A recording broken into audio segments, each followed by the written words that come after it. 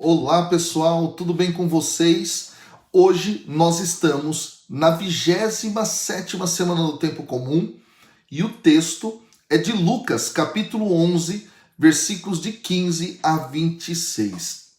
Gente, trata-se de um texto bastante complexo, ok? E que há divergências na explicação. Mas é preciso também, por outro lado, compreender que esse texto, muito embora tenha uma complexidade grande, ele tem mensagens fantásticas para a nossa vida. E aí, eu quero responder basicamente a 3 perguntas deste evangelho. A primeira pergunta é: o que é e quem é esse tal de Beelzebu, que todo mundo fala, inclusive até os dias de hoje? 2, o que é esse negócio do dedo de Deus? O que é isso? E terceiro, né, e a parte mais complexa do texto, aquela velha história, o que significa os 7 espíritos que voltam para casa que estava limpa? O que é isso? O que Jesus queria dizer com isso? Antes da gente começar, então, o nosso estudo para valer, eu gostaria que você pudesse curtir, que você pudesse compartilhar e que você pudesse comentar, marcando pessoas, enfim, colocando aqui um pouco do seu testemunho, dando também o seu incentivo para a gente continuar com esse projeto. Por quê? Gente, porque de verdade é muito importante que a gente faça isso para que o vídeo vá para o maior número de pessoas possível, beleza? Então vamos lá, sem mais delongas, para o nosso texto de hoje. A primeira coisa que nós precisamos compreender é que antes do versículo 15, nós temos no versículo 14 o fato de que Jesus curou alguém que estava possuído por um espírito de mudez. Exatamente. E aí a gente tem a reação daqueles que tinham visto isso. Uns tiveram a reação de ficarem maravilhados, exatamente. Diz o texto que as multidões ficaram maravilhadas. Entretanto, quando o versículo 15 chega, diz que alguns outros não ficaram assim maravilhados. Diz o texto assim: alguns dentre eles, porém, disseram: é por Beelzebu, o príncipe dos demônios, que ele expulsa os demônios. Então, enquanto uns se maravilharam, outros ficaram pensando que Jesus estava fazendo aquilo pelo poder do demônio. E aqui há um dado interessante. Quem é esse tal Beelzebu? Beelzebu, pessoal, Baal significa dono ou marido, isso na língua hebraica, e era o nome de uma divindade cananeia, ou seja, uma divindade que existia naquela região onde o povo de Israel viveu. Aliás, uma divindade muito comum naquele tempo. Agora, era também especificada, né, a divindade como Baal Zebu. O que significa Zebu? Príncipe. Então, Baal, príncipe, não é? Ou a divindade daquela região, príncipe. Né? Baal, Zebu. E aí há um detalhe. No Antigo Testamento, em 2 Reis, capítulo 1, dos versículos de 2 a 6, aparece especificamente essa divindade, e essa divindade é adorada pelos filisteus em Ecrom. Tá? E aí o dado mais interessante é que ao longo da história de Israel, Baal-zebu vai sendo identificado com Satã, com o adversário, com o príncipe dos demônios. Então, daí é que então aparece essa expressão, ok?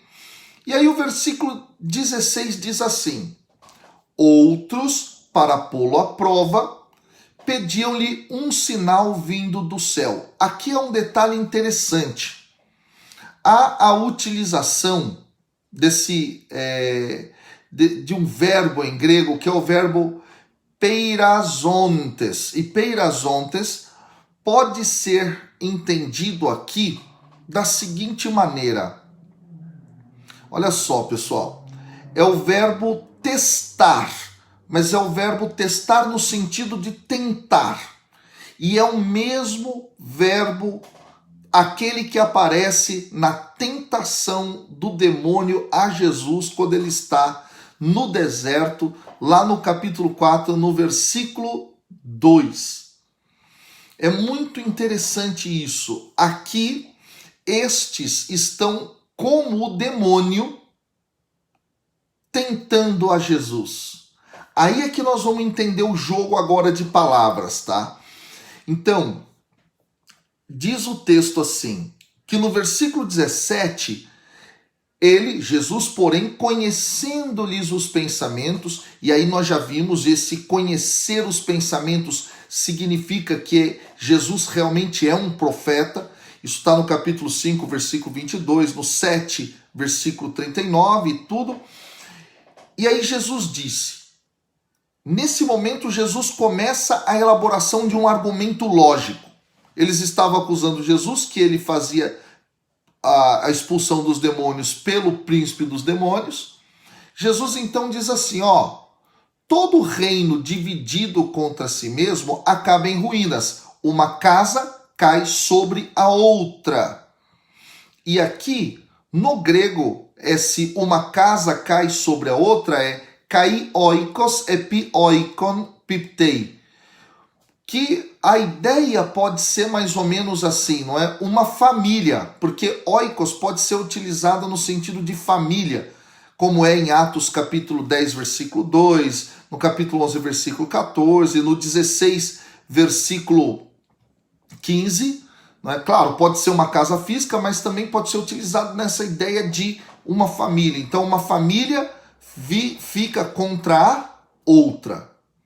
E aí, Jesus, na elaboração desse argumento lógico, ele diz assim, ora, até mesmo Satanás, se estiver dividido contra si mesmo, como subsistirá o seu reinado?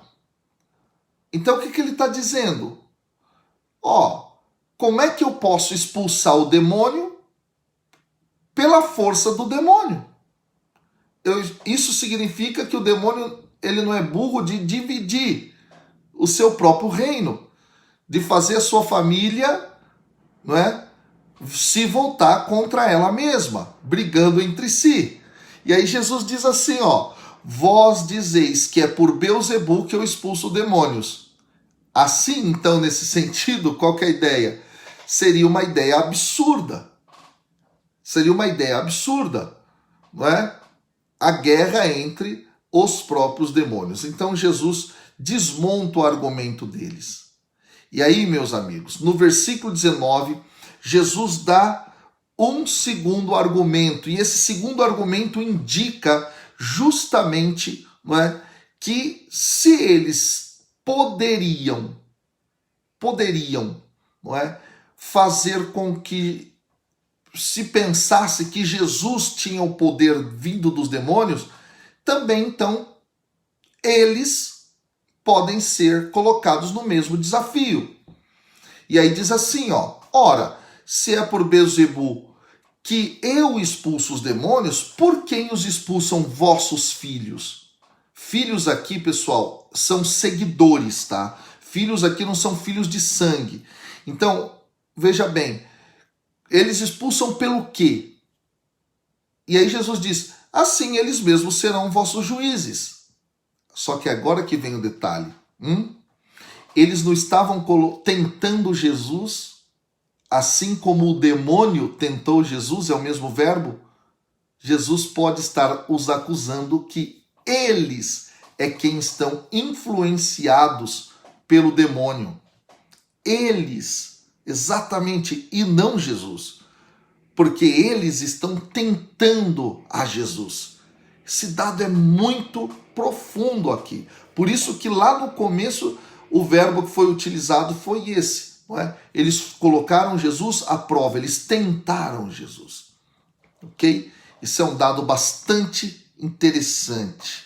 Então Jesus reverte o jogo, mostra que não tem lógica o pensamento deles e mostra que se tem alguém que é influenciado pelo mal, são eles e não o próprio Jesus. Olha a inteligência do mestre, né? E no versículo 20 vem assim: contudo, se é pelo dedo de Deus que eu expulso os demônios, então o reino de Deus já chegou a vós. E aqui o que é interessante? O dedo de Deus, ele vai aparecer na Escritura pela primeira vez lá em Êxodo, no capítulo 8, versículo 19, quando os mágicos do faraó tentaram imitar Moisés, os milagres que ele fazia. E aí eles foram, neste sentido, forçados a dizer que aquilo que Moisés fazia era pelo dedo de Deus. Uau! Olha isso, gente. Então, a expressão dedo de Deus está posta dentro de uma controvérsia no Antigo Testamento. E os próprios egípcios reconheceram que era Deus quem agia. E aqui, aqueles que estavam colocando Jesus à prova, significa não estavam reconhecendo que Deus agia em Jesus de Nazaré. Percebe aqui como o texto ele trabalha a linguagem bíblica, a cultura bíblica de modo profundo. Para a gente compreender o texto, precisa compreender essa cultura bíblica. E aí, meus amigos, continua o texto. Jesus começa agora uma pequena parábola. Quando um homem forte, bem armado, guarda sua moradia, seus bens ficarão a seguro. Todavia, continua o texto, se um mais forte o assalta e vence, tira-lhe a armadura na qual confiava e distribui seus despojos. Parece que aqui o texto é um texto sem pé nem cabeça, mas não é não. É interessante que o que Jesus está dizendo é muito bem explicitado pela forma como este texto ele é recontado, olha só, no Evangelho de Tomé. Exatamente, no Evangelho de Tomé, lá no número 35, é dito assim: Jesus diz: não é possível que alguém entre na casa de uma pessoa forte e a tome à força, a menos que ele prenda as mãos. Então ele saqueará a casa. Qual que é a ideia aqui? Parece que no Evangelho de Tomé está mais claro. Está mais claro por quê? Porque a ideia que está posta é: esse homem forte é o demônio. Jesus vem, amarra esse cara e o saqueia. Ou seja, não dá para Jesus saquear a casa, ou seja, nesse sentido, vencer o demônio, se o demônio não está preso. Ou seja, é ilógico Jesus ser do mesmo time do demônio. Essa é a ideia que o autor quer trazer quando coloca esta parábola nos lábios de Jesus. Esse dado é muito interessante, pessoal. Então, significa que Jesus derrotou Satanás. E não que ele estava agindo por meio da força do demônio. Tá claro? E aí, vem o versículo 23 para concluir essa ideia. Quem não está ao meu favor está contra mim. E quem não ajuda comigo, dispersa. Ou seja, ou está a favor ou está contra. Esta é uma imagem, pessoal, que vai aparecer justamente dentro do Antigo Testamento e em outras tradições judaicas para falar do pastoreio. Então, o pastor é aquele que ajunta e não aquele que dispersa. Quem dispersa é o lobo, quem dispersa é o mercenário, quem dispersa é o inimigo. Ou seja, não dá para juntar e dispersar. Então, Jesus age pelo dedo de Deus e não pelo demônio. E aí, então, vem a parte mais estranha, parece, não é? do texto, que é quando Jesus fala, não é, que quando o espírito impuro sai do homem, perambula pelos lugares altos, lugares áridos, não achando onde ele pudesse repousar, ele volta para casa, né, que está arrumada, que está varrida, e aí olha só, diante disso, vai e toma 7 espíritos piores do que ele e vem então habitar aí. Gente, parece muito estranho. E aí termina. E com isso a condição final daquele homem torna-se pior do que antes. O que Jesus está querendo dizer? Jesus está querendo dizer uma coisa muito interessante. Que quem foi liberto não pode vacilar, não pode abdicar de vigilância. Então, se o tema que está sendo tratado é a questão, não é, do exorcismo e etc, etc, a ideia que está sendo posta é essa: ora, não pode-se viver uma vida sem que se mantenha a casa com vigilância.